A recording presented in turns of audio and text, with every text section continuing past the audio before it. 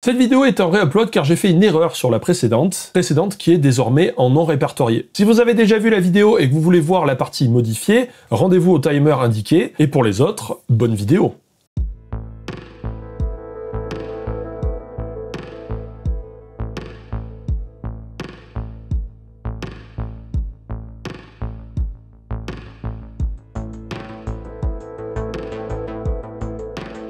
Et salut, amis bidouilleurs et bidouilleuses. Quand on s'intéresse au fonctionnement du réseau électrique, il y a une chose assez vertigineuse à s'imaginer. C'est que le réseau électrique ne s'arrête pas aux frontières de votre pays. Loin de là.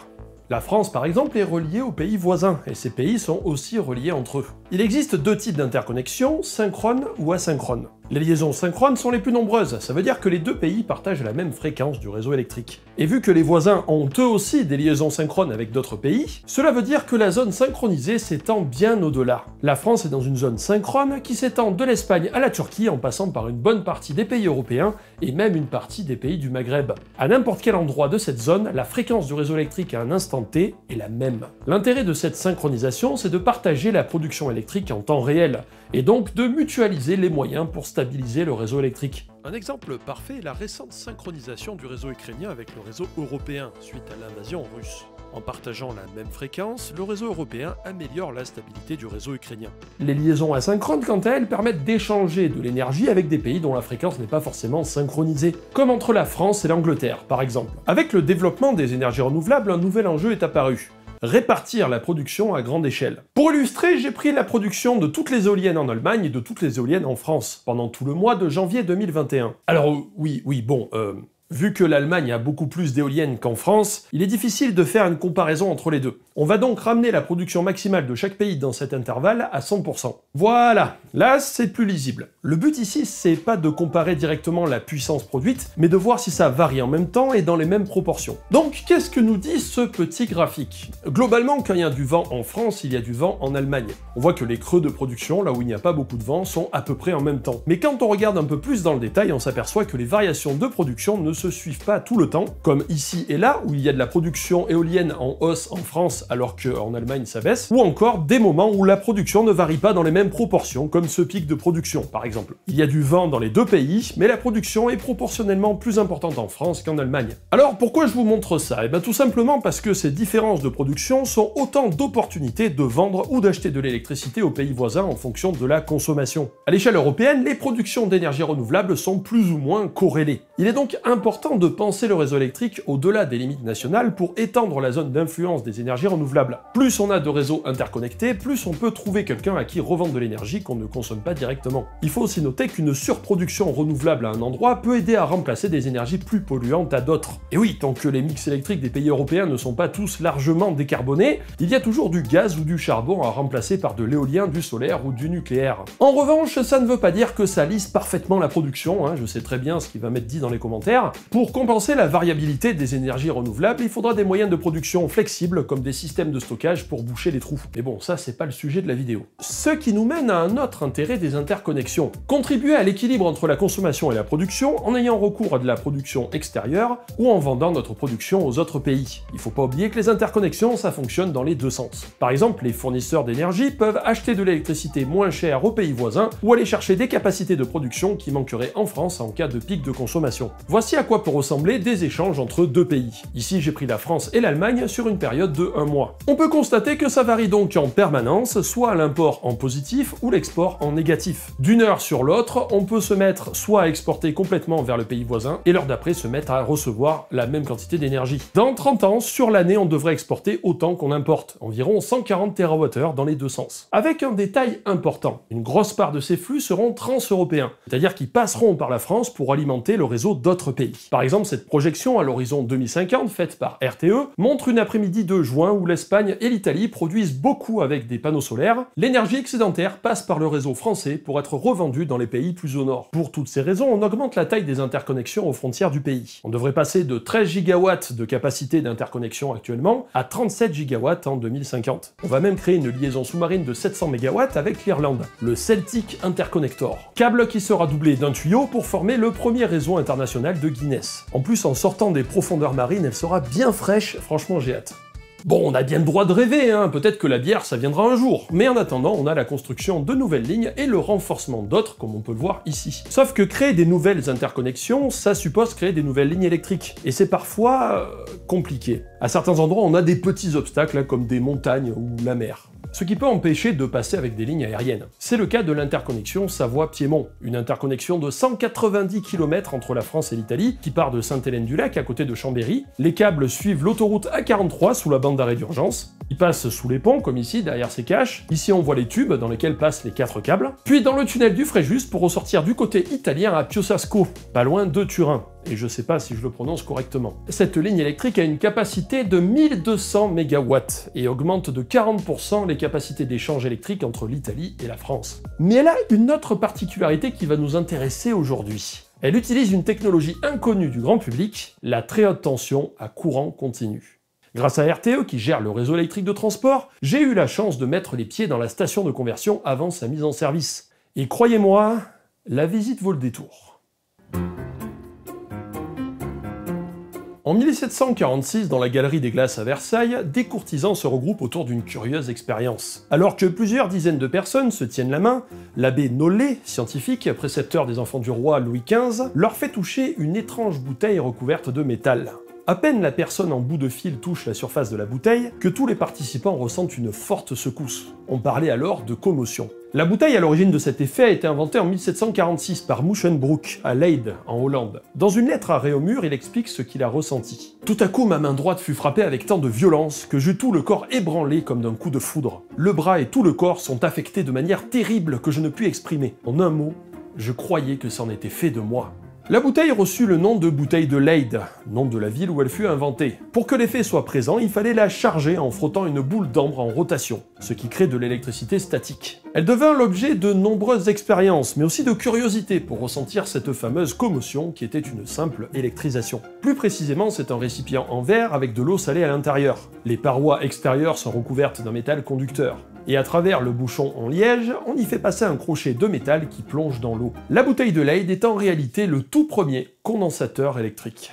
Si on regarde une tranche de la bouteille, l'eau salée est un conducteur électrique. Le métal autour de la bouteille aussi. Entre les deux se trouve un isolant, le verre. Si on branche la bouteille à une source d'électricité, elle va stocker une partie de l'énergie. Des charges électriques de signes opposés vont s'accumuler de chaque côté. Mais ces charges qui sont attirées ne peuvent pas se rejoindre à cause de l'isolant. Elles vont rester de chaque côté. Mais plus l'isolant est fin, plus les charges sont proches et plus le champ électrique qui les attire est puissant. Autrement dit, plus l'isolant est fin dans un condensateur, plus il peut stocker de l'énergie. C'est un détail important pour la suite. Si on ouvre le circuit, les charges ne peuvent pas se rejoindre à cause de l'isolant. Le condensateur reste chargé jusqu'à ce qu'une personne referme le circuit en touchant les deux parties. Dans ce cas, le courant va circuler à travers le corps jusqu'à l'équilibre électrique entre les deux parties du condensateur. C'est la fameuse commotion ressentie à la cour du roi, qui est une électrisation. Évidemment, il ne faut pas tenter ça chez vous, l'électricité c'est dangereux. Alors un condensateur, c'est pas juste une bouteille en verre, ça serait pas très pratique. D'un côté, on a optimisé le condensateur et c'est devenu un composant de base essentiel dans n'importe quel circuit, trouvable dans des formes très diverses. Vous en avez plein dans votre téléphone ou dans votre ordinateur, par exemple.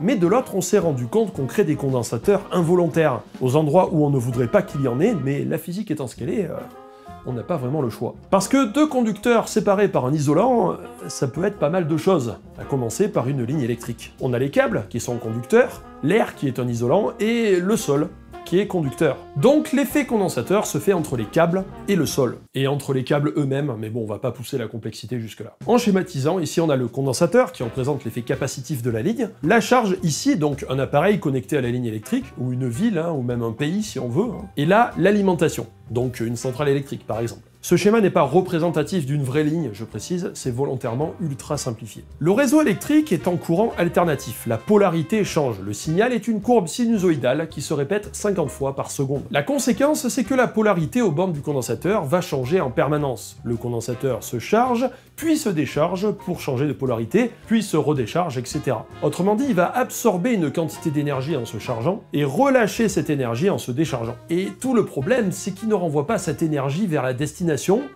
mais vers la source. C'est ce qu'on appelle la puissance réactive. C'est assez difficile à expliquer rapidement pourquoi elle pose problème. J'ai fait une vidéo si vous voulez en savoir plus. En gros, ce qu'on a besoin de savoir, c'est que plus on a de puissance réactive, créée par l'effet capacitif de la ligne, plus on limite la puissance qu'on peut transmettre de l'autre côté. Donc, plus on limite la capacité de la ligne. Il faut donc que l'effet capacitif créé entre les câbles et le sol ne soit pas trop important. Sinon, on aura beaucoup trop de renvoi d'énergie et donc de pertes. Sur une ligne aérienne, l'épaisseur de l'isolant est très importante, plusieurs mètres. L'effet condensateur de la ligne est donc faible. Mais si on place la ligne électrique dans le sol ou sous l'eau, ces deux environnements sont des conducteurs électriques. Et là, on ressort ce que j'ai dit au début. Plus l'isolant entre les deux conducteurs est fin, plus le condensateur est gros. Un câble enterré ou sous l'eau donne un condensateur beaucoup plus gros qu'un câble aérien, où l'épaisseur de l'air, qui est l'isolant, est très importante, alors que sous terre, la distance est beaucoup plus réduite. L'autre facteur qui joue sur la taille du condensateur est la surface des conducteurs. Plus elle est importante, plus le condensateur stocke d'énergie. Plus le câble sera long, plus il y a de surface de conducteur, plus le condensateur sera gros. Enfin, la tension de la ligne électrique joue aussi. Plus la tension est élevée, plus le champ électrique sera important et plus le condensateur emmagasinera de l'énergie. Quand on veut transporter beaucoup d'énergie sur de longues distances, on est obligé d'élever la tension à 225 000 ou 400 000 volts par exemple. J'en ai déjà parlé dans une vidéo. On a donc toutes les conditions réunies pour créer un bon gros effet capacitif quand on enterre les câbles. Et ça, c'est la principale raison de pourquoi on a des lignes haute tension aériennes et pas enterrées. Il y a aussi une question de coût, bien sûr, on n'a pas besoin de creuser, mais il y a aussi et surtout une limitation physique qui rend très difficile de transporter du courant alternatif sur de longues distances avec des lignes sous terre. Alors il faut bien comprendre que cet effet capacitif qui renvoie de l'énergie, c'est pas une énergie nouvelle ou quelque chose qu'on pourrait exploiter. Si vous voulez mieux comprendre ce que c'est, je l'explique plus en détail dans une vidéo dédiée. Cependant, il existe des solutions pour compenser cet effet. C'est les bien nommées stations de compensation. Avec elles, on peut aller plus loin sous terre en courant alternatif. Toutefois, ces stations ont des limites. Déjà, ça coûte cher, et ensuite, il faut les mettre à intervalles réguliers. Donc sous l'eau, ça va être difficile. Par conséquent, dès qu'on veut aller loin sous l'eau ou sous terre, il ne reste qu'une seule solution. Utiliser du courant continu. Avec le courant continu, tout devient beaucoup plus simple, car le condensateur créé entre la ligne électrique et le sol se charge quand on met la ligne sous tension au début, et c'est tout. Une fois chargé, il ne bouge plus, car la polarité du circuit ne change pas 50 fois par seconde comme en alternatif. Sauf qu'il faut convertir le signal alternatif du réseau en courant continu, et pour ça, il faut un convertisseur. Et pas un petit. C'est carrément un site industriel de plusieurs hectares, plus gros qu'un poste électrique haute tension classique. Pour comprendre un peu où on met les pieds, il faut comprendre la logique d'une telle installation. En haute tension, tout est tellement gros que le site industriel est organisé en fonction du schéma électrique du convertisseur. Si vous voulez, c'est un petit peu comme si on pouvait se balader à pied entre les composants d'un chargeur de téléphone. On commence par le haut du site, c'est la partie connectée avec le réseau électrique français. Il est branché sur le poste électrique de la Grande Île via deux lignes de 400 000 volts. On a en réalité deux convertisseurs qui fonctionnent de la même manière, totalement symétriques. Chacun fait 600 MW de puissance. Donc 1200 MW en tout, j'espère que vous arrivez à suivre. Les lignes passent par trois gros transformateurs pour passer de 400 kV à 320 kV. Ces derniers sont dans des enceintes insonorisées pour limiter les nuisances sonores. Ces monstres sont livrés vides, puis ensuite remplis d'huile pour l'isolation électrique et le refroidissement, avec un système de ventilation à l'arrière. Même avec un rendement de plus de 99%, les transformateurs chauffent un peu.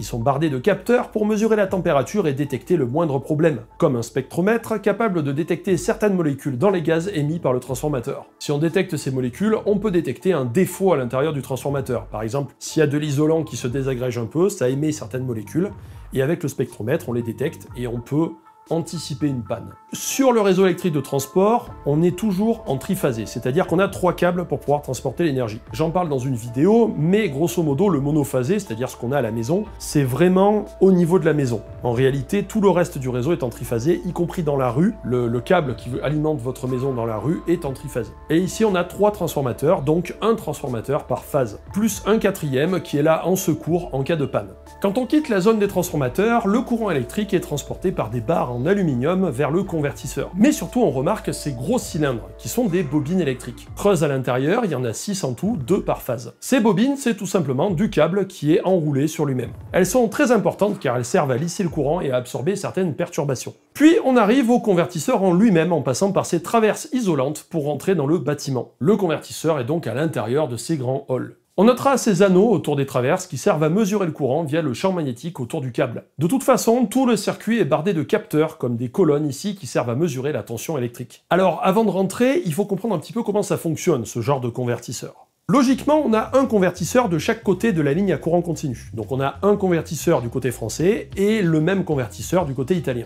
Voici un schéma simplifié de la bête. Ne vous inquiétez pas, on va voir tout ça en détail.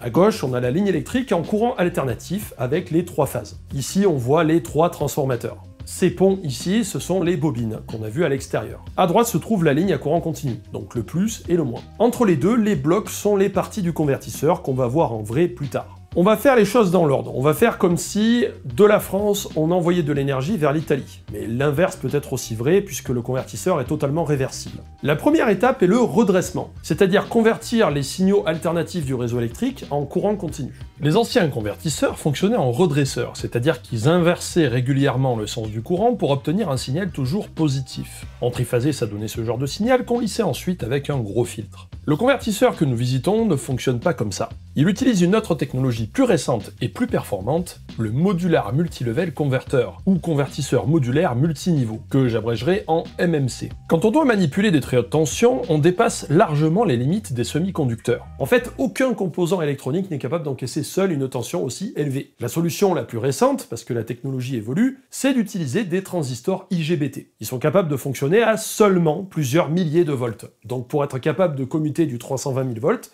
on en utilise simultanément plus de 300. C'est comme si on avait plus de 300 gros interrupteurs les uns derrière les autres. Sauf que ce sont des transistors, donc ces interrupteurs peuvent commuter très rapidement, plusieurs centaines de fois par seconde. Un convertisseur MMC utilise des modules branchés en série, les uns derrière les autres, regroupés dans un bloc appelé valve. Il y en a 6 comme ça. Voici le principe d'un module. On retrouve 2 transistors de type IGBT montés en parallèle avec une diode qui empêche le courant de circuler dans le mauvais sens. Pour simplifier, on peut assimiler les transistors à des interrupteurs. En fonctionnement normal, il y a 4 configurations possibles. Le courant circule dans ce sens, le condensateur va se charger. S'il circule dans l'autre sens, il va se décharger en refermant le transistor 1. Le transistor 2 sert à contourner le condensateur. Dans ce cas, la tension est égale à 0, peu importe le sens du courant. Un module peut donc soit fournir une tension égale à celle du condensateur, soit avoir une tension égale à 0 en contournant le condensateur. Pour une phase, le convertisseur MMC utilise 2 valves avec des modules à l'intérieur. Ici j'ai pris 4 modules, mais en réalité c'est plus. L'alimentation en courant alternatif arrive au centre, la ligne en courant continu est ici avec le plus et le moins. En enchaînant dans le temps une chorégraphie précise, il est possible de brancher ou de contourner les modules de manière à ce que la sortie du convertisseur soit toujours un signal continu. Les condensateurs se chargent à un moment pour se décharger à un autre, ce qui permet de les empiler entre guillemets pour obtenir un signal continu, représenté ici par le trait rouge. Cette technique est plus complexe et plus chère qu'un redresseur classique, mais le courant continu fourni est très propre, sans fluctuation. Et surtout, ce sont des convertisseurs réversibles. Les valves sont donc des ensembles d'éléments dans lesquels on va trouver toute l'électronique de puissance qui sert à redresser le courant ou à le convertir en courant alternatif. Et quel ensemble, les amis! Et maintenant, le clou du spectacle.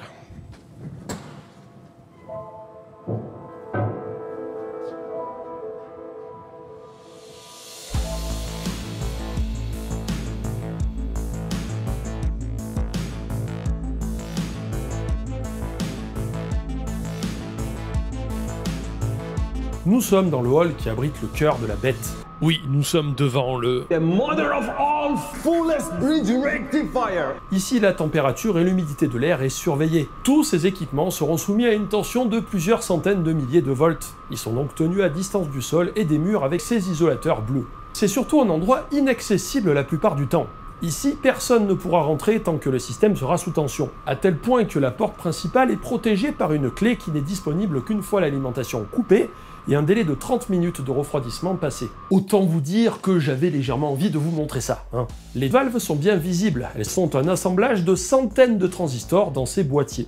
Dans ces boîtiers, on va retrouver les transistors IGBT plus les condensateurs. Ces valves sont capables de fonctionner dans les deux sens, de l'alternatif au continu et du continu à l'alternatif. Une fois qu'on obtient du courant continu, il faut le convertir en courant alternatif de l'autre côté de la ligne, donc dans notre exemple du côté italien. Recréer une courbe sinusoïdale à partir d'un signal continu n'est pas facile. On pourrait simplement créer un signal carré, en inversant la polarité de la ligne toutes les 10 millisecondes, en passant de plus 320 000 volts à moins 320 000 volts. Ok, c'est de l'alternative puisqu'on passe du plus au moins, d'accord, mais bon, ça ressemble pas trop à une courbe sinusoïdale quand même. En fait, on pourrait utiliser ce signal carré sur le réseau électrique, mais il créerait des perturbations électromagnétiques difficiles à absorber. Alors j'ai vraiment hésité à mettre cette partie dans la vidéo, je l'ai modifiée plusieurs fois, mais je pense pouvoir expliquer ça assez simplement. Pour comprendre ce que fait un signal carré sur le réseau, on utilise un outil mathématique qui permet de décomposer un signal périodique en une superposition de signaux sinusoïdaux de différentes fréquences et amplitudes. Ne vous inquiétez pas, je vais expliquer ça plus simplement. Imaginez un générateur qui fournit un signal sinusoïdal de 100 volts à 50 Hz. Maintenant, imaginons que je branche un autre générateur, cette fois-ci à 35,5 volts et 150 Hz. Le signal qu'on obtiendra sera l'addition du premier signal à 50 Hz et du second à 150 Hz. On obtient ça. Bon, c'est pas encore très visible, mais vous allez voir que si je rajoute un autre générateur à 20 volts et 250 Hz, puis encore un autre à une plus haute fréquence, ça commence à ressembler à un signal carré. En fait, on a décomposé un signal carré en une addition de signaux sinusoïdaux de fréquences et d'amplitudes différentes. Pour plus de visibilité, on représente ces différents signaux sur un tableau avec en abscisse la fréquence et en ordonnée l'amplitude du signal. Si le convertisseur Savoie-Piémont envoyait un signal carré à 50 Hz sur le réseau, c'est comme s'il envoyait un signal sinusoïdal à 50 Hz à 320 000 volts, qu'on nomme la fréquence fondamentale, puis une série de signaux sinusoïdaux, un à 150 Hz à environ 112 000 volts, un à 250 Hz à 64 000 volts, un à 350 Hz à 48 000 volts, etc. Ces signaux sont appelés des harmoniques. Pour obtenir une belle courbe sinusoïdale à partir d'un signal carré, il faut filtrer le signal et ne laisser passer que la fréquence fondamentale à 50 Hz. Le problème, c'est qu'avec les puissances en jeu, les harmoniques ne se laissent pas faire. Il y a moyen de les filtrer, mais quand elles sont à des fréquences assez basses, par exemple 150 Hz, c'est assez difficile de le faire. L'astuce consiste donc à modifier le signal pour augmenter la fréquence des harmoniques. Plus on décale les harmoniques vers la droite, plus il est facile de les filtrer. Une méthode utilisée par certains convertisseurs est la modulation à largeur d'impulsion, ou MLI.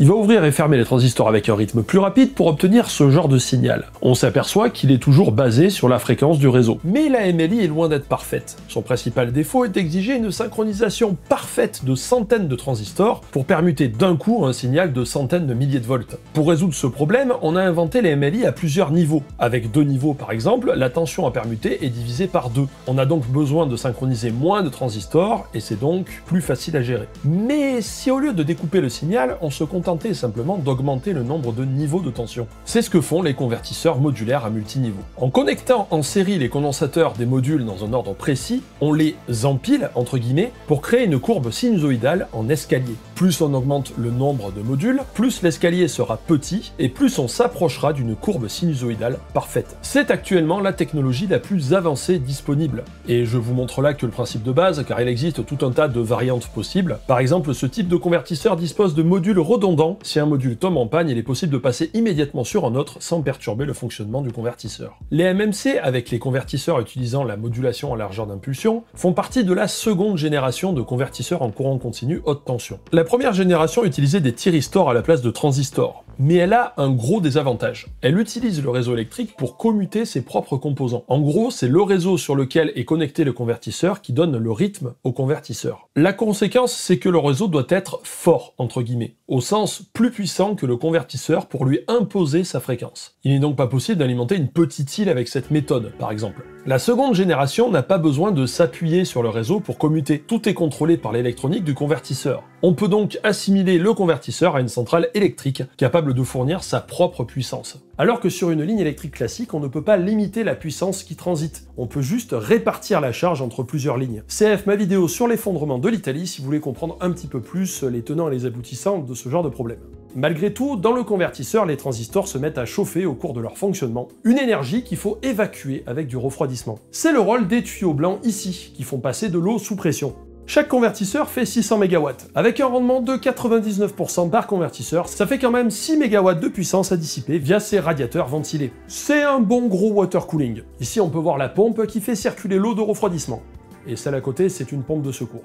Parce que dans ce genre d'installation, il y a toujours un système de secours en plus. On ne peut pas se permettre de perdre une ligne pareille pendant plusieurs jours. Ça coûterait extrêmement cher au gestionnaire du réseau. Par conséquent, on a tout en double pour être sûr que ça continue à fonctionner. Les valves sont pilotées avec un système de contrôle qui dit quel transistor doit faire passer le courant quand. Et vu qu'il y en a plusieurs milliers en tout, il faut une bonne puissance de calcul et surtout une réactivité à toute épreuve. On ne peut pas se permettre d'avoir un décalage d'exécution entre les transistors. Tout est donc piloté par fibre optique via du matériel soigneusement calculé pour fonctionner en rythme. Et ce qui est fou, c'est que pendant le fonctionnement, il n'y aura personne ici. Alors bien sûr, il y a des gens qui passeront pour l'entretien et pour vérifier si tout va bien, mais sinon tout est piloté à distance, il n'y a personne qui va travailler à plein temps ici. Dans le hall de convertisseur, le courant alternatif passe de ce côté, par ces traverses isolées, et après la conversion, les barres emmènent le courant continu de l'autre côté du hall. Le plus d'un côté, le moins à l'opposé. Et enfin, on arrive au départ des câbles. On a 2 connexions par convertisseur. Vu qu'on a 2 convertisseurs, ça fait donc 4 câbles qui partent vers l'Italie. Pour l'instant, la connexion entre les traverses isolées qui traversent le bâtiment et le câble n'est pas encore faite, car la ligne n'est pas encore en service au moment où on tourne cette vidéo. Les 320 000 volts passeront par ce connecteur isolé, et en dessous, on peut voir le câble qui est raccordé. Oui, c'est du gros câble.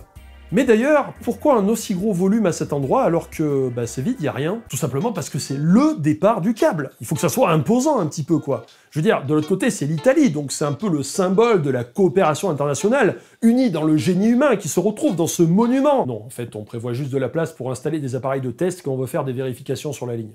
Moi, j'avais proposé une statue qui tient les 2 câbles comme ça. Bizarrement, c'est pas passé. Le câble en lui-même a une section de 2500 mm² en aluminium, fabriqué dans une usine pas loin du convertisseur. Du câble de fabrication local donc. Alors vu la taille, on n'a pas pu faire livrer un rouleau de 190 km de long comme ça d'un seul coup. Hein. Imaginez la taille du touret quoi. De quoi faire une immense table moche. Oui, je trouve que les tables fabriquées à partir de tourets de câbles sont moches. Je sais, c'est choquant, mais au moins c'est dit, hein, voilà. Les câbles étaient donc livrés par tronçons de 1 ou 2 km de long, qu'on a ensuite raccordés les uns aux autres le long des 190 km de trajet.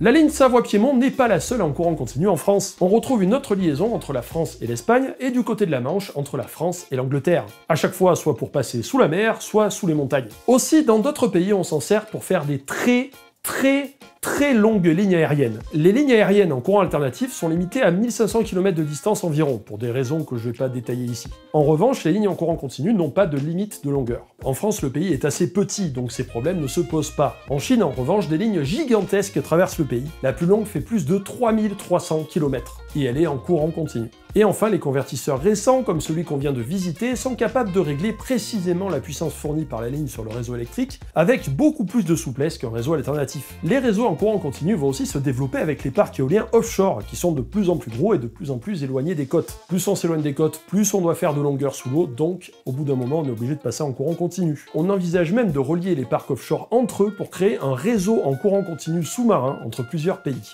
Faudra que je prépare mon maillot pour visiter tout ça.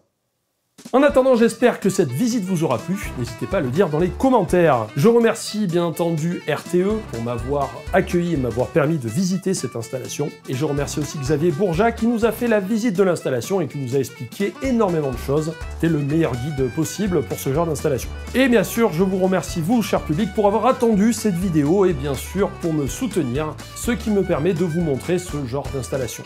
Allez, à une prochaine, amis bidouilleurs et bidouilleuses.